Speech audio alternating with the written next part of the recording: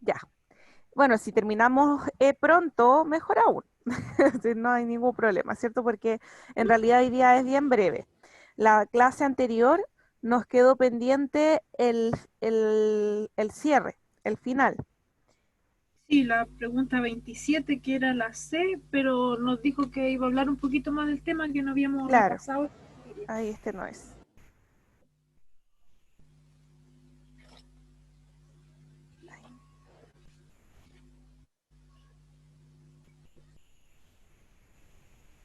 No se abrió. A ver, acá está. Ya, ahora sí que sí. ¿Ves la revisión prueba 2, cierto? Se comparte esa pantalla. Ya. Eh, Esa. Súper, hicimos toda la revisión, pero justamente como tú recuerdas, en esta pregunta había algunos aspectos que yo consideré importantes repasar respecto a la pupila, ¿cierto? A la reacción que tiene la pupila, porque la pupila hace una reacción que se llama arco reflejo o acto reflejo, que es lo típico que nosotros vemos cuando el doctor nos revisa los reflejos y nos pega con un martillito en la rodilla o nos revisa las pupilas. Lo que está revisando al observar nuestras pupilas con el efecto de la luz y al golpear con un martillito en nuestra rodilla es verificar que el arco reflejo en nuestro sistema nervioso está funcionando de forma correcta, porque este tipo de respuestas que ocurren por medio del arco reflejo son respuestas rápidas. En nuestro sistema nervioso, nosotros sabemos que la información se debe procesar en la zona del encéfalo, ¿cierto? Llega la información al sistema nervioso central, que es el encéfalo, principalmente, ¿cierto? El centro de operaciones, para generar respuestas. Muchos neurotransmisores, respuestas conectadas con el sistema hormonal, respuestas conectadas con cambios que se generan por el frío, por adaptaciones a las temperaturas, todo eso se hace por medio del encéfalo, pero hay algunas respuestas que deben ser más inmediatas aún, deben ser muy rápidas. Esas respuestas que deben ser muy rápidas no alcanzan a llegar al cerebro, sino que son procesadas por la médula directamente. La médula espinal es la que se encarga de procesarlo. O sea que no es necesario que esa información viaje hasta el cerebro, sino que sencillamente llegan a la médula y la médula espinal puede generar la respuesta. Super, llegó Catherine. Vamos a esperarla.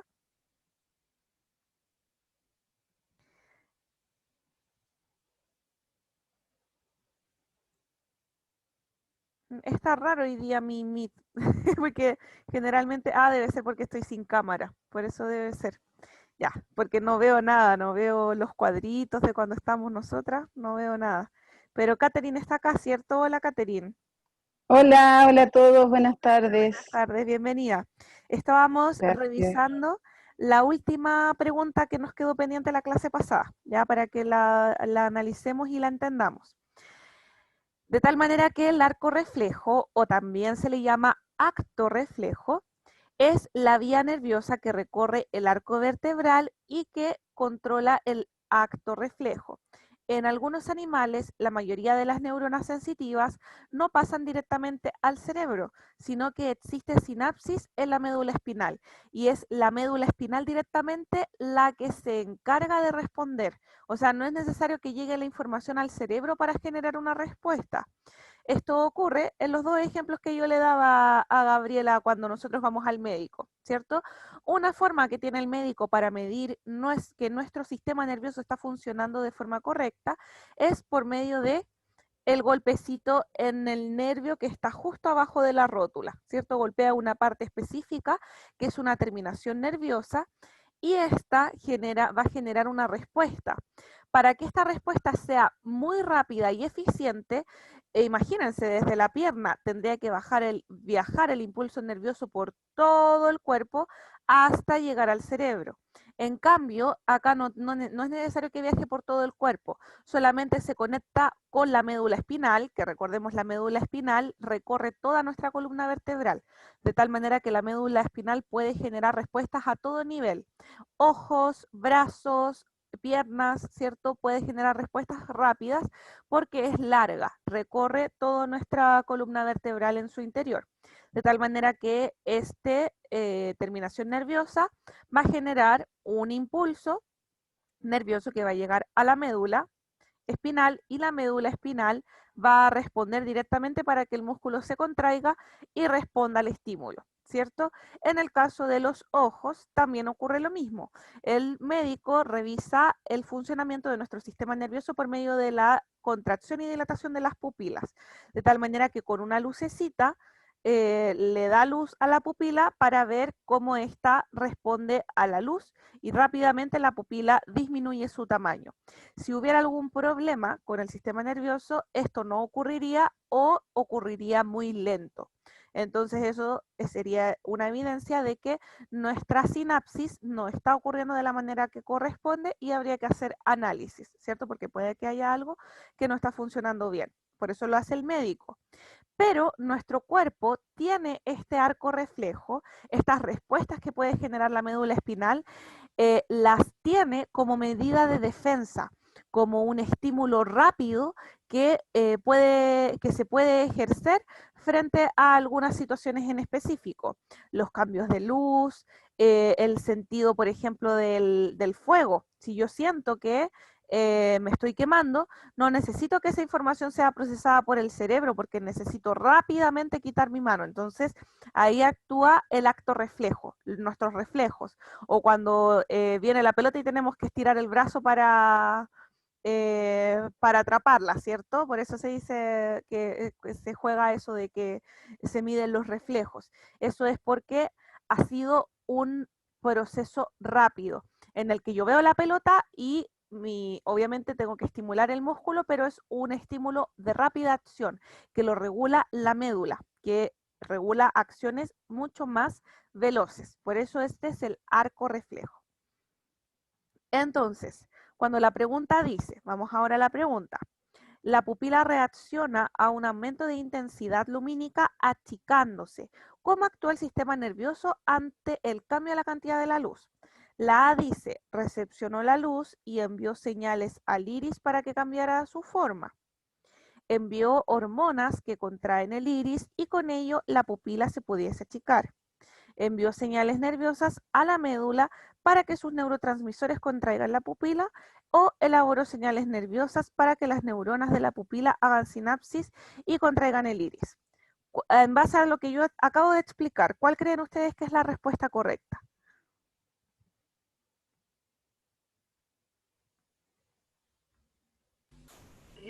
La C, Justamente, bueno, y la habíamos dicho antes, ¿cierto? sí, pero ahora quedó más clarito. Claro, porque ahí habla de la médula, ¿cierto? Porque podríamos Sí. confundirnos con la D, pero la D tiene un problema y es que dice que las neuronas de la pupila, y podemos ver que la pupila tiene receptores, pero quienes se encargan de que la pupila se achique son los músculos que están en el iris, el músculo dilatador de la pupila o contractor. Son músculos los que generan que la pupila se contraiga o se, o se dilate, de tal manera que esto está mal redactado en realidad. Elaboró señales nerviosas para que las neuronas de la pupila hagan sinapsis y contraigan el iris, ¿cierto? No es eso lo que ocurre. Lo que ocurre es que se envían las señales nerviosas a la médula, ¿cierto? Y eso hace que con medio de los neurotransmisores que ejercen la sinapsis, la pupila se contraiga. Estos neurotransmisores van a actuar en estos músculos y ahí los músculos se van a contraer, ¿cierto? Esa es la razón. Súper. Entonces, ya teniendo clara esta parte, nos vamos a nuestra actividad de hoy. Angélica está tratando ahí de conectar el audio, así que la vamos a esperar un poquito. Hola Angélica, ¿cómo estás? Hola profesora, ¿cómo está? Bien, bien, gracias. Estaba acá estábamos terminando la actividad de la semana pasada. Les voy a subir el video. Ya en un ratito les voy a subir el video más la guía que les voy a mostrar ahora, que no es una guía que hice yo, ya no me voy a hacer autora, sino que es una guía que está en la página del ministerio. Esta tiene algunas preguntas tipo, algunas ya las hemos hecho porque yo de aquí mismo he sacado algunas preguntas para nuestras guías, así que van a estar repetidas, pero nos sirve para que ustedes vean que este son el tipo de preguntas que van a ver algunas preguntitas más difíciles, pero que en general son preguntas sencillas en base a lo que hemos estudiado en clases. Vamos viendo si es que nos acordamos de algunas cosas porque aquí está todo mixeado, el sistema endocrino, el sistema nervioso, está todo mezclado. Entonces vayan ustedes diciéndome si se acuerdan, porque la mayoría de estas ya las hemos contestado antes. Número 1. Una mujer embarazada reconoce que comienza, hay un ruido de un perrito, no sé de dónde será, pero no sé si se me escucha bien porque escucho al perrito. Una mujer embarazada reconoce que comienza el trabajo de parto cuando empieza a sentir contracciones que se repiten de manera regular y son cada vez más frecuentes. ¿Qué hormona estimula las contracciones? ¿Ustedes saben? Oxitocina. Súper bien, la oxitocina. Correctísimo. La oxitocina es la que se encarga de hacer las contracciones durante el parto y posteriormente es una hormona que le permite a la madre relacionarse con relacionar un apego muy especial con su bebé. En el momento del amamantamiento, por ejemplo, se libera esta hormona oxitocina y cumple esas dos funciones.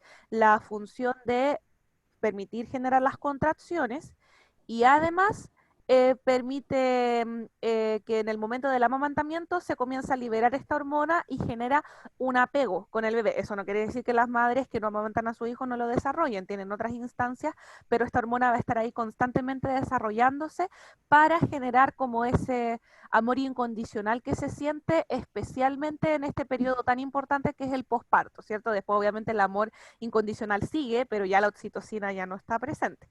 Ya es como Profesora, yo he especial. escuchado que algunas mujeres no liberan esa hormona, por lo tanto no generan ese apego con el bebé y después como que lo rechazan por Sí, los primeros 2, 3 meses, como que no sí, quieren nada con el bebé. sí, hay mujeres que no desarrollan esta hormona, inclusive rechazan el amamantamiento, no quieren amamantar, les disgusta, ¿cierto? Y eso es porque Mm. hay algo que no está funcionando bien en su sistema endocrino que se inhibe la producción de esta hormona. Entonces, claro, al no tener esa hormona, es muy probable que ellas rechacen al bebé. ¿Y por qué es tan importante esta hormona inicialmente? Porque al inicio después del posparto, el bebé es sumamente dependiente de la madre. ¿Cierto? Es absolutamente dependiente. Entonces, si no tenemos esta hormona, se puede generar este rechazo que nos dice Gabriela debido a otras condiciones hormonales, psicológicas, pero además porque es muy cansador, es muy agotador. Y si uno no tiene la presencia de la hormona que le desarrolla este apego incondicional, es, todo cuesta levantarse en la noche, amamantar, tener que estar todo el día pendiente, dormir mal, ¿cierto? Entonces la oxitocina permite que no se genere ese rechazo. Y tenemos que pensar también en que nosotros ahora sabemos que tenemos como una condición moral de cuidar a cualquier bebé, ¿cierto? Pero tenemos que pensar también que estas hormonas se empezaron a liberar desde que éramos primitivos, desde que no éramos seres humanos como nos conocemos hoy, sino desde que éramos los primeros tipos de homo, de género homo. Entonces, obviamente, si se genera un rechazo con el bebé, los bebés quedaban abandonados y nadie se iba a hacer cargo, ¿cierto? Porque no existía sociedad ni nada. Entonces, esta hormona también es una hormona de supervivencia para la especie. Obviamente ahora nos colabora en el cuidado del bebé, porque con este apego incondicional, a pesar de que las labores son muy cansadas, nos da como esa fuerza de continuar con los cuidados que son tan importantes. Súper bien la observación, Gabriela, porque la pregunta podría desviarse hacia esa área, ¿cierto? Podrían decirse, si la mujer no libera la oxitocina, se podría desarrollar, ¿cierto? Este problema de apego con el bebé y que las madres, algunas rechazan a sus bebés e inicialmente necesitan harto apoyo en los cuidados, porque obviamente el amor se va a desarrollar igual, pero al principio es difícil por toda tal vez la experiencia traumática que significó el parto y además que después el bebé es sumamente dependiente de la madre, entonces hay ocasiones en las que se genera ese rechazo y puede ser por la falta de esa hormona. Número 2. Los linfocitos B son un tipo de glóbulos blancos. ¿Cuál es la principal función de los linfocitos B? liberar toxinas, producir anticuerpos, ingerir los tejidos dañados o aumentar la temperatura corporal. ¿Producir anticuerpos? Súper bien. Muy bien. Los linfocitos B son los que se encargan de producir anticuerpos, ¿cierto? En cambio, los linfocitos T son los que van a atacar a las células, ¿cierto? Destruyen células. Entonces, esa es una diferencia importante que observar. Estas preguntas, si ustedes se fijan, hay que estudiar para poder responderlas, pero no son tan difíciles. Son bastante sencillas si uno va repasando. Número 3. Aproximadamente desde el siglo IV a.C. hasta fines del siglo XIX después de Cristo, se sostuvo que la vida de diferentes organismos, por ejemplo gusanos, sapos y ratas, se originaban de forma espontánea. ¿En qué consiste la teoría de la generación espontánea? ¿Qué será? Voy a leer lento para que ustedes me acompañen y me digan cuál será la alternativa. A. Todas las especies provienen de un ser superior. B. Las diferentes especies desarrollan adaptaciones a lo largo de su vida. C. Algunas especies se originan de la descomposición de materia orgánica. Y D. La naturaleza selecciona a las especies mejor adaptadas para sobrevivir. La C.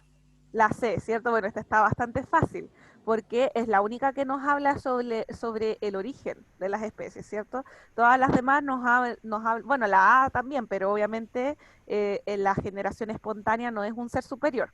Y la B y la D nos hablan de evolución, ¿cierto? Nada que ver con el origen. La C sería la respuesta correcta. Súper bien. Uy, no sé si me salté algo. No, vamos bien. Número 4. Uno de los aspectos básicos de la teoría de la evolución de Darwin es el proceso de selección natural. ¿En qué consiste este proceso? Obviamente tienen que escribir la respuesta, pero ustedes cuéntenme, ¿en qué consiste el proceso de selección natural? ¿Cómo era? Era que... se me fue, la tengo en la punta de la lengua. Tómense un tiempo para pensarlo. Tenía que ver con la mutación o la adaptación. Tiene que ver con las adaptaciones. ¿Quién, como es selección natural, podemos responder, ¿quién selecciona? La naturaleza. ¿Cierto? Entonces, podemos decir en términos sencillos, ¿quiénes sobreviven? Los que mejor se adaptan al medio ambiente. Así es, ahí tienes la respuesta más acertada. Entonces, en la selección natural podemos decir que la naturaleza genera una selección en la que solamente los organismos mejor adaptados o que se pueden adaptar mejor al medio ambiente son los que sobreviven y los que no se pueden adaptar mueren, de tal manera que se hace una selección progresiva, porque los que sobreviven, los que pueden vivir, son los que van a dejar descendencia y los que no logran sobrevivir mueren, por lo tanto no dejan descendencia y así se va seleccionando. La forma más correcta es como lo dijiste inicialmente, las especies que tienen la capacidad de adaptarse al medio ambiente natural son los que sobreviven y se mantienen como en un proceso evolutivo, ¿cierto? Eso sería lo que dice la selección natural, ¿ya? Para que lo escriban si es que tienen dudas. No sé si acá Angélica a lo mejor tendrá alguna duda. Angélica, ¿tú estuviste en la clase de evolución o no?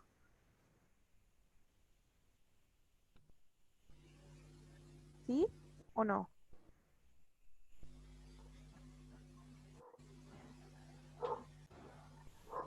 No lo sé, parece que no la logro escuchar, pero para que vayamos repasando de todos los temas. Ahora, observemos la siguiente trama alimentaria y respondemos la pregunta. ¿Qué efecto tendría en la trama alimentaria la eliminación de la planta debido a la acción humana? ¿Hay una sola planta en esta trama? ¿Se rompería la cadena alimenticia? Justamente, ¿y cuál sería la consecuencia para... Las especies disminuirían su población debido a la falta de alimento? Justamente, hasta desaparecer en este caso, porque inicialmente no se notaría tanto, pero si la planta desaparece, prontamente disminuye la población de saltamonte, jilguero y ratón, que progresivamente, es un productor. claro, y al ser un productor, al eliminarse, progresivamente se van a ir desapareciendo las especies que componen la trama, ¿cierto? Se elimina, como tú dices, la cadena, pero en vez de decir cadena en este caso, digamos trama, para concluirlo. En este caso, recordemos que la cadena, claro, para que esté correcta la pregunta, recordemos que la cadena es una sola línea. O sea, si fuera solamente planta, jilguera, zorro, sería cadena. En cambio, una trama es la que contempla todo esto. Ya, o sea, varios. Ahora, la 6 dice, ahora seguimos con las alternativas. ¿En cuál de las siguientes situaciones es más probable que un objeto tenga un movimiento rectilíneo? Esta ya la hicimos la semana pasada, de hecho. ¿Cierto? ¿Cuál es la respuesta correcta? La A, ¿cierto? Una piedra que se suelta desde un puente. Ven que yo voy sacando preguntas de las mismas que el ministerio nos propone. Este es un ejemplo de prueba. De cómo serían algunas de las preguntas de la prueba. Entonces, por eso es bueno que las podamos estar revisando juntas. 7. Carlos toma una hoja de papel extendida, la levanta con su mano y la deja caer. Luego hace una bolita con la hoja de papel, la levanta y la deja caer. Observa que llega al suelo más rápido que cuando está extendida, ¿cierto? Pongámonos en la situación para que todos entiendan. Carlos hace dos experimentos. Primero toma una hoja de papel extendida y la suelta, ¿cierto? Y la hoja va a ir cayendo igual que la pluma. Luego recoge la hoja de papel y la arruga y hace una bolita y la suelta y cae derechito hacia abajo. Entonces, ¿a qué se debe esta diferencia entre la caída de las dos hojas de papel? Se debe a la fuerza de roce. Muy bien. La pelotita tiene menor fuerza de roce y la hoja extendida hay mayor fuerza de roce. Súper bien, Gabriela. No podría haberse respondido mejor la pregunta. Está súper enfocada, ¿cierto? El roce que tiene el aire es mucho mayor cuando la hoja está extendida, ¿cierto? Porque hay más superficie. Entonces, mientras más superficie, más roce. Cuando yo arrugo la pelotita, disminuyo la superficie. Entonces, hay menos roce y por eso va a caer antes. Súper bien. 8. ¿Cuál de las siguientes situaciones es un ejemplo de trabajo mecánico? A. Sostener una maleta en equilibrio sobre la cabeza. B. Empujar una caja contra la pared para evitar que caiga. C. Aplicar una fuerza sobre un cuerpo cambiando su posición. O D. Aplicar una fuerza a un cuerpo para evitar que se deslice por un tobogán. Parece que fuera la C. Sí, esta estaba más difícil, ¿cierto? La B tenía yo también. Empujar una caja contra la pared para evitar que caiga, claro. Pero podemos relacionar algo en en la A y la B y la D, podemos relacionar una cosa. Todas las fuerzas están provocando que el objeto se mantenga quieto, ¿cierto? Cuando el objeto está quieto. Con la C me acuerdo del ejemplo de la alfombra. Claro. Que dio usted que deslizar una caja o un mueble sobre una alfombra aplicaba roce. Claro, pero en este caso estamos hablando de trabajo mecánico, acuérdate. Pero para que haya trabajo mecánico tiene que haber desplazamiento. Recuerden que el trabajo como fórmula, bueno, acá hay que recordar las fórmulas, es fuerza por desplazamiento. De tal manera que para que haya trabajo mecánico siempre debe haber un desplazamiento de por medio. Tengo que estar moviendo el objeto de un lugar a otro. Y si se fijan, inclusive por descarte, tal vez yo no me acordaba que el trabajo mecánico era con el desplazamiento, pero me puedo dar cuenta de que la A tiene la maleta quieta, en equilibrio sobre la cabeza. La B empuja la caja contra la pared para evitar que se caiga, o sea, la tiene ahí quieta. Y en la D aplica una fuerza a un cuerpo para evitar que se deslice por un tobogán, de tal manera que también lo deja ahí quieto. Todas buscan que el objeto se mantenga en equilibrio con las fuerzas para que no se mueva. En cambio, la C es la única que permite que el objeto se mueva. Entonces, inclusive, solamente por descarte, por decir, ah, es la única que es diferente, esa tiene que ser la correcta, ¿cierto? Tiene una razón. El trabajo mecánico es la fuerza que se aplica por el desplazamiento. Si no hay desplazamiento, no hay trabajo mecánico. Eso no quiere decir que no hay fuerzas, las fuerzas están ahí, pero el trabajo mecánico depende del desplazamiento, ¿ya? Es súper bueno que vayamos repasando porque el trabajo lo vimos hace cuántos meses, por eso es normal que no nos acordemos de todo. Por eso vamos a ir repasando de a poquito, pregunta a pregunta, para que nos vaya lo mejor posible en la prueba. 9. En nuestro sistema solar existen algunos cuerpos rocosos de menor masa que los planetas que se mueven en órbitas relativamente estables alrededor del Sol. ¿Cuáles son esos? Asteroides. Asteroides, correctísimo. Recordemos que los satélites son los que giran en torno a los planetas, las lunas, ¿cierto? Esos son satélites. Por eso nosotros tenemos satélite natural, nuestra luna, y también satélites artificiales porque tenemos un montón de artefactos ahí rotando alrededor del planeta Tierra. Los satélites entonces tienen órbitas específicas, pero alrededor de los planetas. Hay varios planetas que tienen lunas, inclusive hay planetas que tienen más de una luna. Entonces, esos son los satélites, los que giran en torno a los planetas.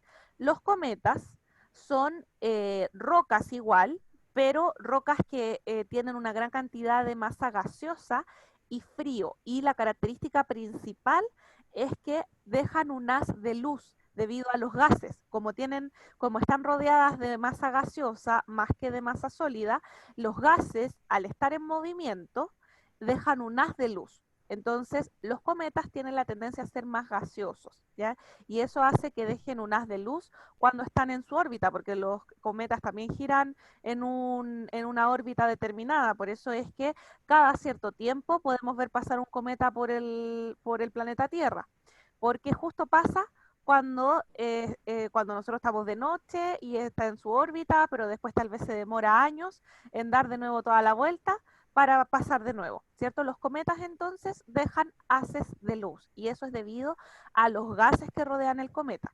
Los meteoritos no son otra cosa que masas rocosas que caen en la atmósfera de los planetas y caen por la fuerza de gravedad con fuego, calor, ¿cierto? Todo lo que tiene que ver con un meteorito, ¿cierto? Cuando hablamos de un meteorito, nos imaginamos esta película, ¿cierto? Que cae una roca gigante a la Tierra y destruye todo, ¿cierto? O el meteorito que generó una catástrofe natural tan grande que provocó la extinción de los dinosaurios, ¿cierto? Los meteoritos entonces son rocas de diverso tamaño, pero que caen, se sienten atraídos hacia la fuerza gravitatoria de la Tierra, entonces caen en la atmósfera terrestre y con gran fuerza, porque van cayendo con la fuerza de gravedad del planeta, porque no solamente en la Tierra caen meteoritos, en otros planetas como Marte también pueden caer estos meteoritos. Ojo, que por lo general a la Tierra caen varios meteoritos, pero con la fricción que se genera por el roce, justamente lo que mencionaba antes Gabriela, estos se van desintegrando porque la fricción, el roce que genera, la gran velocidad con la que caen en la atmósfera terrestre, todos esos kilómetros que tienen que recorrer desde el espacio exterior hasta la superficie, hacen que un meteorito que tal vez era gigante, era de una roca gigante, se vaya desintegrando hasta que cae una roca chiquitita en la Tierra, de tal manera que por lo general los meteoritos que caen, que sí lo hacen, caen meteoritos en nuestra atmósfera regularmente, pero son inocuos, ni siquiera se sienten, cae una roca en un lugar desértico que nadie notó. Entonces, hay zonas en las que se pueden encontrar meteoritos y son muy estudiados por los geólogos. Y los asteroides finalmente son rocas que giran en torno al Sol, podrían intentar ser planetas, pero son más chiquititos, tienen formas irregulares, son rocas que giran alrededor de la Tierra y nosotros podemos ver un cinturón de asteroides, un cinturón de rocas pequeñas que giran alrededor del Sol, perdón, dije alrededor de la Tierra, alrededor del Sol, ¿cierto? Por eso tenemos un cinturón de asteroides en nuestro sistema solar. Son hartos asteroides, rocas chiquititas, que tienen formas irregulares que podrían haber aspirado a ser un planeta, pero no les alcanzó. Fueron muy chiquititas y con las formas irregulares tampoco encajan porque los planetas tienen que ser relativamente esféricos, tienen que ser de forma esférica. En cambio, si un asteroide es más alargado, tiene una zona más gorda y otra más flaca, no puede ser planeta. Muy chiquitito y deforme más encima, es discriminado. En nuestro sistema, entonces leamos de nuevo la definición. En nuestro sistema solar existen algunos cuerpos rocosos de menor tamaño que los planetas que se mueven en órbitas relativamente estables alrededor del Sol. Justamente los asteroides. Ahora seguimos. Esta ya la hemos hecho, también la saqué de aquí, yo creo. En la siguiente tabla se presenta información relacionada con algunos planetas del sistema solar y el tiempo que tardan en realizar una traslación completa alrededor del Sol. Recuerden que el movimiento de traslación es el movimiento de los planetas en torno al Sol. Ahora, podemos ver que están acá los planetas, tenemos que ver así la tabla. Planetas, distancia al Sol en millones de kilómetros, 58 millones de kilómetros, o sea, este es el que está más cerca y cada vez nos vamos alejando más del Sol. Y periodo de traslación en días terrestres. Cada planeta tiene su propio eje de rotación y su propia, dependiendo del tamaño, su propia duración de los días. Pero nosotros vamos a considerar días terrestres, porque nosotros medimos la vuelta al Sol en 365 días, ¿cierto? Esa es la relación que nosotros tenemos con dar una vuelta completa al Sol. No lo sabemos en horas, no lo sabemos en... nosotros sabemos que son 365 días, son una vuelta completa al Sol. Entonces, de esa manera podemos hacer una comparativa, quién se tarda más y quién se tarda menos. Porque si Mercurio se tarda 88 días terrestres en dar la vuelta completa al Sol, o sea, se demora mucho menos que la Tierra. Y así sucesivamente. Podemos hacer una relación. Entonces, ¿qué ocurre con los planetas a menor distancia del Sol? Presentan menor fuerza de atracción. ¿La tabla nos permite ver eso? No, No, la descartamos. Presentan menor duración de los días. ¿La tabla nos permite saber eso? no, Tampoco. Presentan menor duración de los años. sí, Es así, ¿cierto? Mientras más cerca del Sol está el planeta, menos días se tarda en dar la vuelta completa. Y sabemos que un año, para nosotros, es un año solar. O sea, un año es la vuelta al Sol. ¿Cuántas vueltas? O sea, cuánto se tarda el planeta en dar la vuelta completa al Sol. De tal manera que presentarán menor duración de los años. ¿Presentan menor velocidad de traslación? Lamentablemente tampoco lo sabemos, ¿cierto? La tabla no nos habla de velocidad, así que no lo podemos considerar.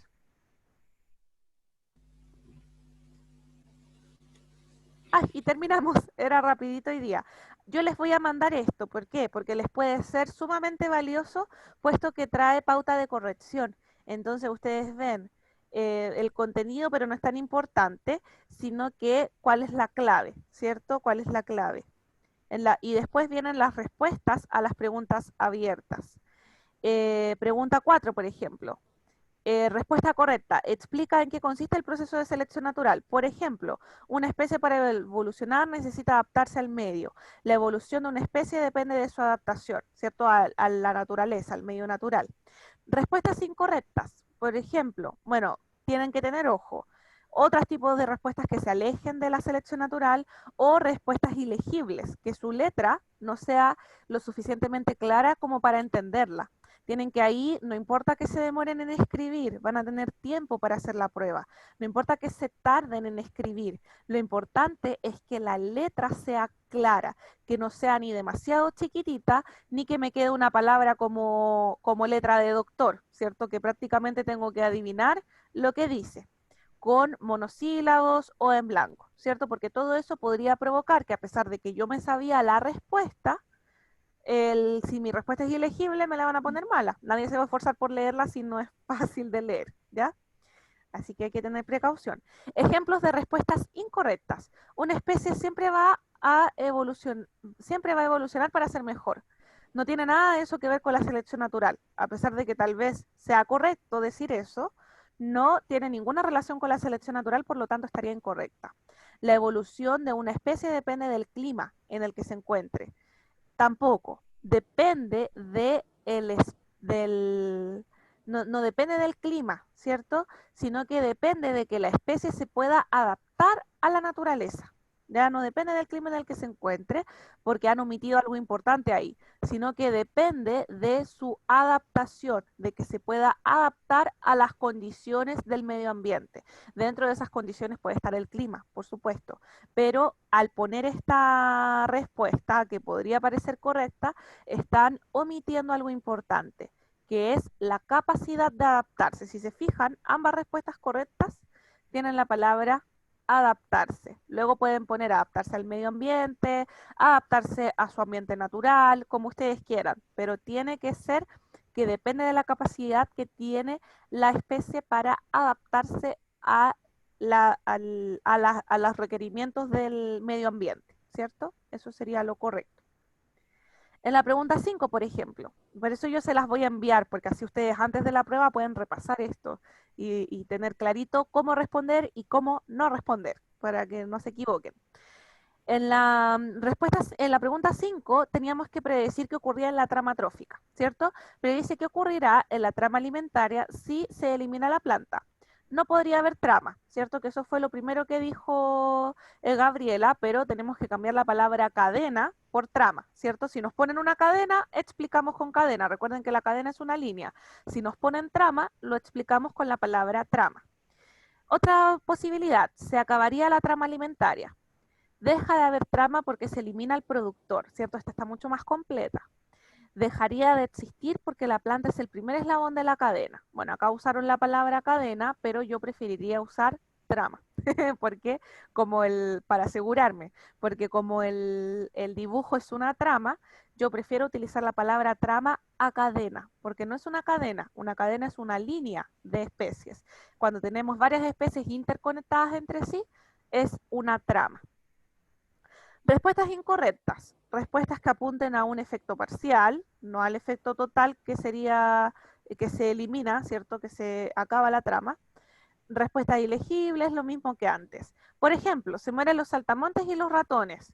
Esa es una respuesta parcial, porque por supuesto que se mueren los saltamontes y los ratones primero, pero después van a ir muriendo todos los demás, porque si no hay saltamontes ni ratones, ya no se pueden alimentar ni el zorro ni el búho, entonces también van muriendo. Así que la trama se acaba. Los jilgueros se alimentarían de saltamontes, los saltamontes comerían jilgueros, ¿cierto? Ahí son efectos parciales. Lo que ocurre al final, si se elimina el productor, si se elimina la planta, siempre va a hacer que la trama se acabe. Y la pregunta 7 también era de... sí, también era de desarrollo, era la de Carlos. Aplica concepto de fuerza para explicar la diferencia entre la caída de 2 hojas de papel, ¿cierto? Mira, acá está justamente la respuesta que has dado, Gabriela. En la hoja arrugada, bolita, el roce es menor, ¿cierto? Sobre la hoja estirada hay más roce, puede ser otra opción. El viento actúa con menos fuerza sobre la bolita que sobre la hoja extendida. El roce actúa sobre cuerpos grandes, ¿cierto? Que yo les decía, más área, más espacio ocupado. A mayor superficie, mayor roce del aire. La superficie, importante. La hoja es un paracaídas. La hoja extendida frena con el aire, ¿cierto? Son ejemplos ficticios de respuestas que podrían considerarse correctas, ¿cierto? Yo aquí escogería estas dos juntas, ¿cierto? Me gustaría, si ustedes respondieran la pregunta, que respondieran, por ejemplo, en la hoja arrugada el roce es menor y en la hoja estirada el roce es mayor, ¿cierto? O si no contestan eso, esta sería la que más me gustaría a mí. A mayor superficie, mayor roce del aire, ¿cierto? Esas son las más, hablándola en términos científicos, ¿cierto? Porque las otras son como ejemplos, pero ustedes pueden darse cuenta de que las toman como correctas igual, porque finalmente responden a la pregunta. Y respuestas incorrectas, por ejemplo, cualquier respuesta que atribuya la lentitud a otras causas, ¿cierto?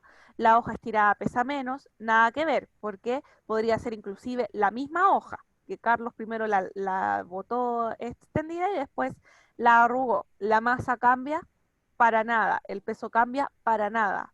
Es el mismo peso porque es la misma hoja. El aire se mueve hacia arriba y empuja el papel estirado. Sabemos que no, ¿cierto? Si hubiera viento, jamás sería, no, no es una condición en la que estemos, en la que nos presenten, ¿cierto? O no sé, obviamente, no sé, no es una respuesta correcta. Yo les voy a enviar al WhatsApp este documento para que ustedes lo puedan estudiar. Y además, el día jueves les voy a mandar una nueva prueba para que ustedes desarrollen y la revisamos el martes. Ya ahora no tenemos nada más que hacer, ¿cierto? Ya hemos visto la materia, si hay algunos conceptos que nos han faltado profundizar, repasar o que a mí se me olvidaron mencionar, los vamos a ver ahora con las preguntas, ¿ya? A medida que vamos respondiendo preguntas, ustedes me van diciendo, profesora, yo no sé qué significa eso, me parece que no lo habíamos visto, entonces yo puedo ir ya profundizando algunos detalles que no hayamos visto antes, ¿ya? Entonces, para que ustedes se vayan preparando. Ahora les toca harto trabajo a ustedes, ¿cierto? Les toca harta pega, que sería repasar las guías, que yo se las mandé todas en un drive para que ustedes las puedan ir viendo ordenaditas, las puedan imprimir si es que tienen la posibilidad, irlas estudiando, ¿cierto? Pueden de la materia que es más complicada para ustedes, ojalá lo pudieran hacer de toda, pero de la materia que les sea más complicada, hacer resúmenes, síntesis, ¿cierto? A lo mejor hacer un glosario, un mapa conceptual.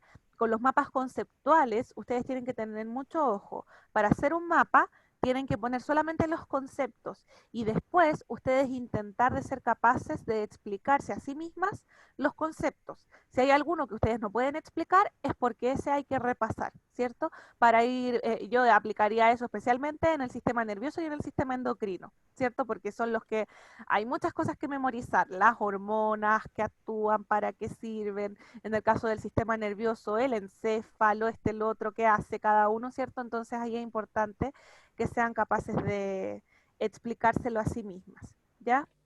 Bueno, chiquillas, estamos listas, hoy día era más cortita, la próxima semana sí nos vamos a alargar porque vamos a resolver la prueba que yo les voy a mandar el jueves. Bueno.